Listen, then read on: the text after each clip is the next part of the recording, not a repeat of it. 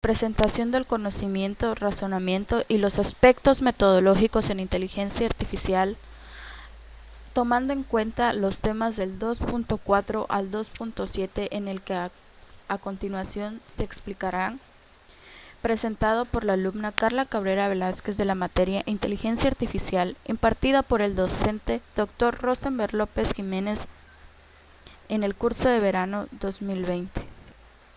Uno de los objetivos en esta presentación son aplicar las técnicas de representación basada en lógica de predicados y sus reglas de inferencia en la solución de problemas, también los diferentes tipos de razonamiento y en ayuda a la inteligencia artificial.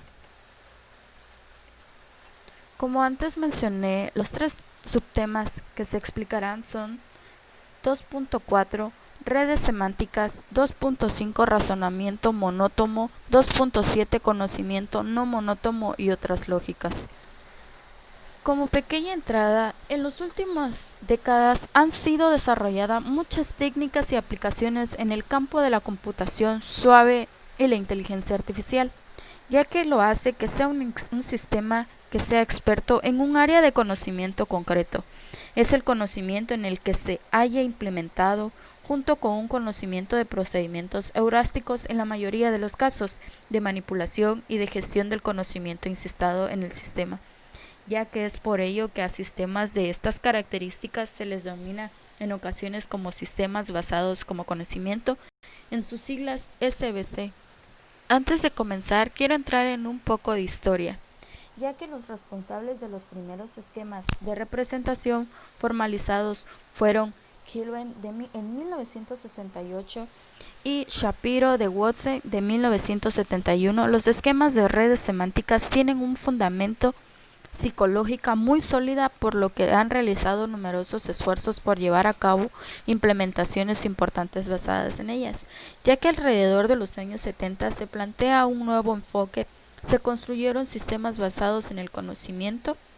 Estos sistemas renuncian mucha información en un dominio específico donde hubiera un experto que pudiera indicar cómo manipular la información disponible por mediante reglas de tipo si A, entonces B. Bueno, ahora continúo a explicar del tema 2.4 redes semánticas. Las redes semánticas es la representación del conocimiento mediante nodos, que son los elementos del conocimiento o los conceptos o por ramas o arcos. Pero bueno, ¿qué son nodos? ¿Qué son arcos?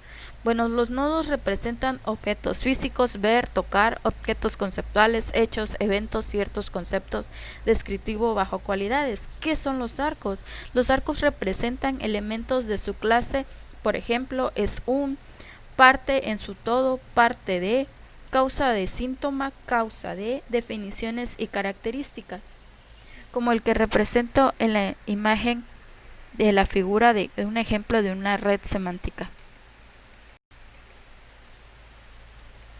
Pero como tales también tienen sus ventajas y sus desventajas. Como las desventajas son la interpretación de la red depende exclusivamente de los programas que manipulan la misma. Una de sus ventajas es que permiten la declaración de importantes asociaciones en forma explícita. Una manera de definir una función es construir una tabla mediante la que se obtenga el valor de salida de todos los valores de entrada posible. A este tipo de tablas se les conoce como tablas de verdad. Mediante las tablas de verdad se define la semántica de las oraciones, como las que muestro en el ejemplo de esta tabla. Bueno, ante ello puse un ejemplo de una red semántica como la que voy a explicar a continuación. Bueno, en el punto número 1 es, por ejemplo, María es madre de Paola, Juan y Pedro de Luisa y Teresa de Marián, Carla es hermana de María, Paola y Juana y Pedro son sobrinos de Carla, Mariela es nieta de María, bisnieta de Carla y sobrina de Juana y Pedro. Mariela es madre de Luisa y Teresa, y Pedro es papá de Carlos y Alicia son primos lejanos y bisnietos. Bueno, entrando a una explicación más implícita en su sintaxis, es de la lógica propósita, es sencilla. Los símbolos utilizados en la lógica propositiva son los constantes lógicas verdades y falsos, símbolos de proposiciones tales como PQ, como las que mostré en la tabla anterior. Los conceptos lógicos, que son como mostré en la tabla anterior, que son los conceptos lógicos, son estos, y como dije, las representaciones de P y Q.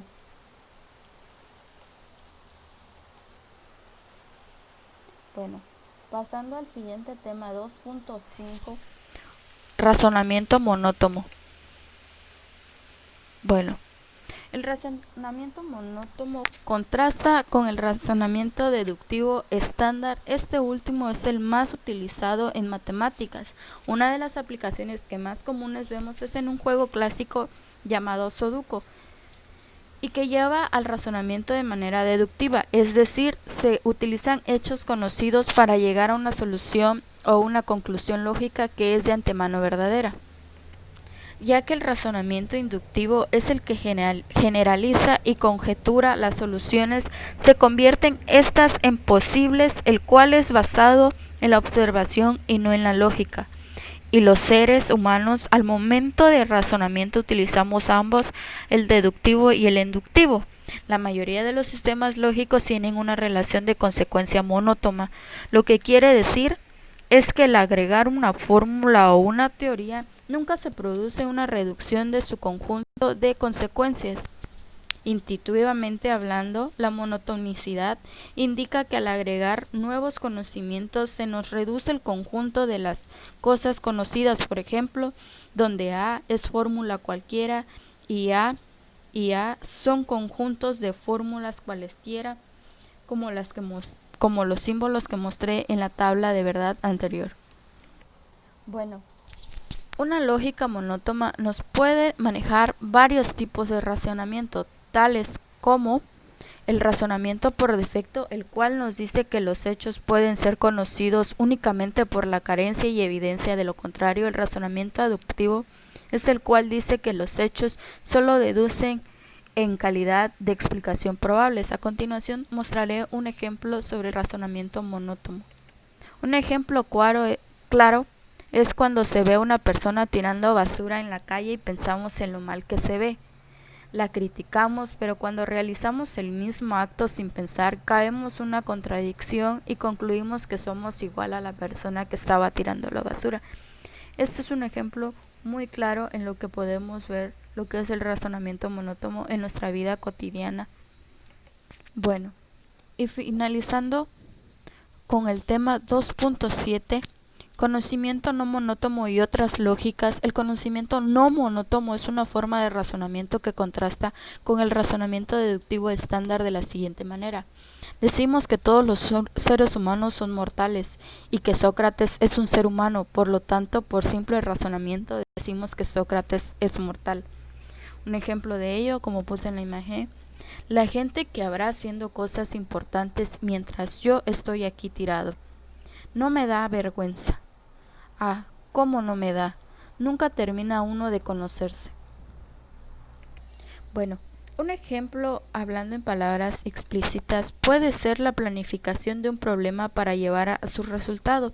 En las primeras fases de un problema se puede definir cómo seguir el camino que lleve a obtener el resultado deseado, y conforme se recoge la información se puede obtener una decisión verdadera o falsa.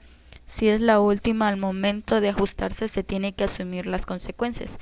Bueno, en la inteligencia artificial, este tipo de razonamiento y sus aplicaciones son sinónimos de estudio y de procesos para poder omitir por defecto, es decir, para formalizar los procesos de conclusiones que son razonables, al tener ausencia de información o teniéndola, y que los hechos conocidos no son estrictamente garantizables como ciertos, de tal forma que al adquirir nuevo conocimiento se modifica inclusión de invalidación que invalidan los conocimientos previos que se tenían almacenado. El razonamiento no monótono es muy apropiado cuando se da de algunas situaciones. El conocimiento que se posee es incompleto, el universo de discurso es cambiante, las suposiciones que se formulan son temporales. Bueno, a continuación traigo un ejemplo sobre un conocimiento no monótono. Se nos dice que alguien tiene un pájaro, pensamos que vuela. Si luego nos dicen que es un pingüino, ya no pensamos que vuela. Bueno, hablando de ello más explícito, tengo un ejemplo más claro y preciso.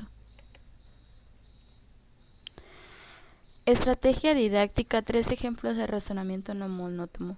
Yo digo que Juan y Pedro no son hermanos y como ninguno de los dos me lo ha dicho, por lo tanto, presupongo que no son hermanos. Sabiendo que Fénix es un ave y la mayoría de las aves vuela, por lo tanto, el ave fénix puede volar.